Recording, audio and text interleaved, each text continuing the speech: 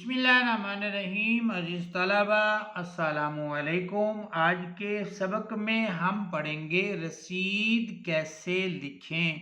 تو عزیز طلبہ آئیے رسید لکھنے کے حوالے سے چند ضروری باتیں سیکھتے ہیں۔ رسید کے عنوانات میں اس نے پہلے لکھا ہے رسید لکھنا اور اس کے بعد ہے ضروری باتیں۔ آگے وہ کہتے ہیں رسید کسی چیز یا رقم وغیرہ کی وصولی کی تحریری دستاویز کو کہتے ہیں۔ رسید جو ہے کوئی چیز یا رقم وغیرہ کسی سے وصول کرتے ہیں تو اس کا جو تحریری پروف ہوتا ہے،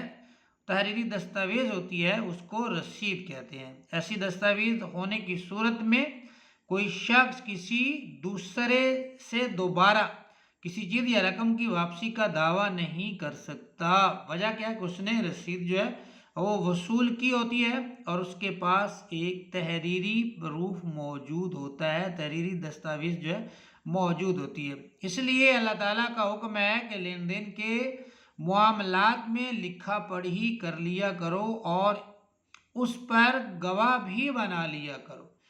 لکھ لیا کرو اور پھر کیا کیا کرو، اس پر گواہ بھی بنا لیا کرو۔ چنانچہ اس بنا پر ہمارے معاشرے میں رسیدات کا عمدہ تصور موجود ہے۔ ہمارے معاشرے میں رسیدات کے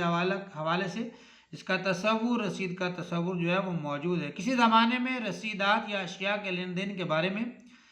یادداشت کے طور پر لکھی گئی تحریروں کو وہ وثیقہ نویس یا عریض نویس لکھا کرتے تھے۔ وثیقہ نویس کے جو معنی ہیں وہ ہیں اقرار نامہ لکھنے والا، اور عریض نویس کے جو معنی ہیں وہ ہیں سرکاری طور پر درخواستیں، عرضیاں اور دستاویزات لکھنے کا مجاز، جس کو اختیارات ہوتے ہیں سرکاری طور پر درخواستیں لکھنے کے، عرضیاں یا دستاویزات لکھنے کا جس کے پاس اختیار ہو، اس کو عریض نویس کہتے ہیں۔ عریض نویس لکھا کرتے تھے جو بڑے خوش خط ہوا کرتے تھے اور ان کی تحریروں کو اہم دستاویز کی حیثیت حاصل ہوتی تھی۔ آج زمانہ بدل چکا ہے، تاہم دیہات میں جو پاکستان کی آبادی کا 60% سے زیادہ پر مشتمل ہے، ابھی تک رسیدات اور راہداریاں لکھنے کا تصور موجود ہے اور شہروں میں بھی کہیں کہیں اس کا چلن ہے، جبکہ کیش میمو رسید ہی کی ترقی یافتہ صورت ہے۔ برکیف ہمارے عزیز طلبہ کو رسید لکھنے کے موضوع سے لازمی طور پر آگاہ ہونا چاہیے۔ ایک تو جو ہے وہ معاشرتی طور پر عزیز طلبہ رسید لکھنے کی ضرورت پڑتی رہتی ہے، اور دوسرا ہمارا جو نیا سلیبس ہے 9th کلاس کا، اس کے حوالے سے امتحانی نقطہ نظر سے بھی ہمیں رسید لکھنے کی ضرورت پیش آ سکتی ہے، کیونکہ پیج نمبر جو ہماری قواعد انشاء کا پیج نمبر 1 ہے،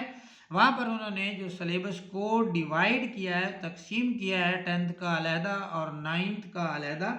تو اس میں انہوں نے رسید کو بھی شامل کیا ہوا ہے، جبکہ ابھی تک یہ پیپر کا حصہ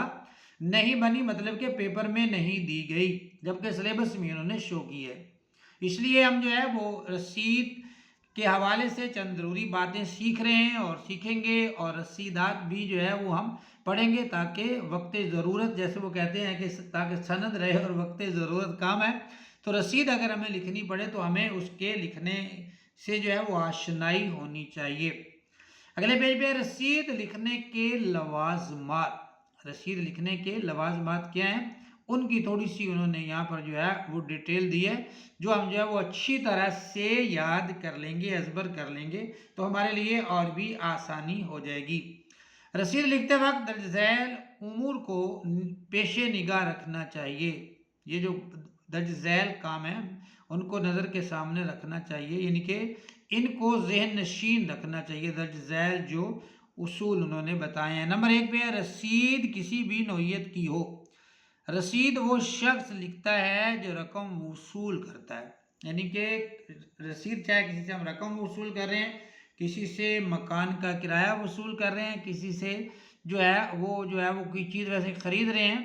تو رسید ہمیشہ وہ شخص لکھ کر دیتا ہے جو رقم وصول کرتا ہے، یا اس شخص کی طرف سے ہی لکھی جاتی ہے، بے شک وہ خود نہیں لکھتا، کوئی اور لکھ دیتا ہے، لیکن اس شخص کی طرف سے ہی لکھی جاتی ہے جو رقم وصول کرتا ہے، وہ رسید لکھنے کا مجاز ہوتا ہے۔ نمبر 2 پر ہے رسید لکھنے سے پہلے جلی حروف میں باعث تحریر آنکھیں لکھا جاتا ہے، یعنی کہ دوسرے نمبر پر اس نے جو پوائنٹ دیا ہوا ہے کہ رسید لکھنے سے پہلے، جسے ہم کہتے ہیں نا باعث تحریر آنکھیں، وہ موٹے حروف میں واضح طور پر وہ کہتا ہے لکھا جاتا ہے۔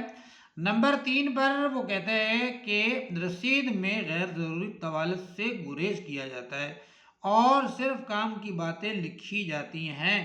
رسید میں وہ کہتا ہے کہ وہ زیادہ اس میں طوالت نہیں ہوتی، اس کو زیادہ لمبا نہیں کیا جاتا، بلکہ اتنی ہی باتیں اس میں درج کی جاتی ہیں جتنی باتوں کی لکھنے کی ضرورت ہوتی ہے۔ چوتھے نمبر پہ رسید صرف ایک جملے پر مشتمل ہوتی ہے، چاہے جائے کہ وہ قدر طویل کیوں نہ ہو۔ وہ کہتے ہیں کہ رسید جب ہم لکھتے ہیں تو رسید جو ہے وہ ایک ہی جملے میں لکھی جاتی ہے، جبکہ وہ جو ہے وہ طویل جملہ جو ہے وہ طویل بھی ہو سکتا ہے، ذرا لمبا بھی ہو سکتا ہے، لیکن رسید لکھنے کا جو اصول ہے وہ یہی ہے کہ پورے جو ہے وہ رسید جو ہے وہ ایک ہی سنٹینس میں، ایک ہی جملے میں ہوگی۔ 5ویں نمبر پہ رسید کے اختتام پر تاریخ لکھی جاتی ہے، یعنی کہ جب رسید کا اختتام ہو جاتا ہے تو پھر اس کے آگے جو ہے وہ تاریخ ڈال دی جاتی ہے، یہ بھی ایک اصول ہے، یعنی کہ یہ 5 چیزیں انہوں نے جو ہے وہ دی ہیں، ان کو جو ہے وہ ہمیں ذہن نشین رکھنا چاہیے رسید لکھتے وقت۔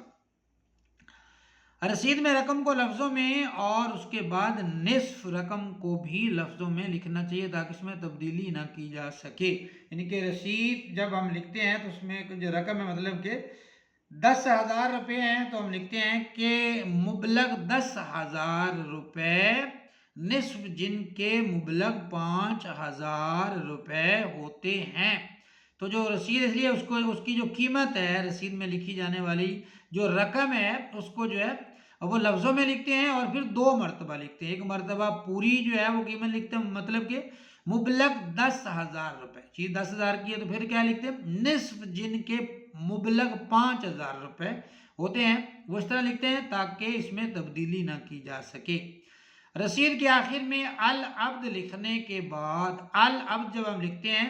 یہ ہمیں ذہن نشین ہے کہ العبد کے معنی فدوی کے بھی ہیں، خاکسار کے بھی ہیں اور بندہ کے بھی لیے جاتے ہیں۔ العبد لکھنے کے بعد رسید لکھنے والا اپنا نام، یعنی کہ جو رسید لکھ رہا ہے، مطلب کہ جس کی طرف سے لکھی جا رہی ہے، جس نے پیسے وصول کیے ہیں، اس کا نام، اس کی ولدیت، اس کی قومیت اور سکونت، جہاں مطلب کہ وہ رہائش پذیر ہے، بڑے واضح الفاظ میں لکھی جاتی ہے اور غیر مبہم انداز میں لکھتا ہے، مطلب کہ واضح طور پر، وہ مبہم نہیں ہوتا،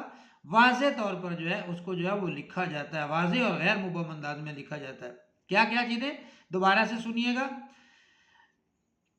رسید کے آخر میں العبد لکھنے کے بعد رسید لکھنے والا اپنا نام، ولدیت، قومیت اور سکونت بڑے واضح اور غیر مبہم انداز میں لکھتا ہے، بالکل جو ہے وہ واضح طور پر لکھتا ہے، اس میں کہیں جو ہے وہ ابہام نہیں ہوتا۔ اگر رسید کو عام دستاویز کی شکل دینا مقصود ہو تو، ایک یہ بھی پوائنٹ ہے کہ اگر رسید کو اہم دستاویز کی شکل دینا مقصود ہو تو العبد جو رسید لکھ کر دے رہا ہے یا جس کی طرف سے رسید لکھی جا رہی ہے، اس کا قومی شناختی کارڈ نمبر بھی لکھا جاتا ہے، بلکہ بعض اوقات تو ایسے ہوتا ہے کہ شناختی کارڈ کی مصدقہ نقل، یعنی کہ تصدیق شدہ نقل جو ہے وہ بھی منسلک کر دی جاتی ہے اس رسید کے ساتھ، اس کے شناختی کارڈ کی مصدقہ نقل، جو تصدیق شدہ جو نقل ہے اس کو اس کے ساتھ جو ہے وہ اٹیچ کر دیا جاتا ہے، جوڑ دیا جاتا ہے۔ العبد کے دائیں اور بائیں طرف، یعنی کہ درمیان میں العبد ہوتا ہے، اس کے پھر دائیں اور بائیں طرف جو ہے وہ کہتا ہے 2 گواہوں کے نام اسی انداز میں لکھے جاتے ہیں جس انداز میں العبد کا نام آتا ہے، مطلب کہ العبد کا نام لکھنے کا جو یہاں اس نے طریقہ بتایا، اس کا نام لکھنا ہے، اس کی ولدیت لکھنی ہے، قومیت، سکونت جو ہے، یہ 4 چیزیں لکھنی ہیں۔ تو جب ہم جو ہے وہ رائٹ اور لیفٹ سائڈ پر گواہوں کے جو ہے وہ نام لکھیں گے تو اس میں بھی یہی چیزیں جو ہیں وہ جو ہے وہ نوٹ کی جائیں گی۔ یہ لائن ذرا دوبارہ سے سن لیجئے گا تاکہ ابہام نہ رہے، مشکل نہ رہے۔ العبد کے دائیں اور بائیں तरफ यानी कि दोनों तरफ दो गवाहों के नाम, एक का नाम एक तरफ और दूसरे का दूसरी तरफ, इस अंदाज में लिखे जाते हैं जिस अंदाज में अल अब्द का नाम लिखा जाता है। जो जो चीज़ें अल अब्द के नाम में लिखी जाती हैं, अब वही चीज़ तमाम चीज़ें जो हैं वो गवाहों के नामों के अंदर भी जो है वो लिखी जाती है। मतलब कि जो है हम लिखते हैं गवाह शुद्ध, पहले नाम लिखते हैं, फिर उसका पता लिखते हैं, उसका जो है वो शनाख्ती कार्ड नंबर लिखते हैं, कौमियत लिखते हैं या जिस जगह का वो रेशियो लिखते हैं। ये अगर जो है वो लफ्ज़ के यहाँ लिखते हैं तो गवाह के यहाँ भी ये सारी चीज़ें जो है वो लिखी जाती हैं। तो इसी तरह रसीद लिखने के हवाले से हमने सीखी हैं चंद चीज़ें। इंशाअल्लाह आज का हमारा ये सबक हुआ मुकम्मल। मिलते हैं इंशाअल्लाह अगले सबक के साथ, तब तक के लिए अपना बहुत सा ख्याल रखिएगा। अल्लाह हाफिज़।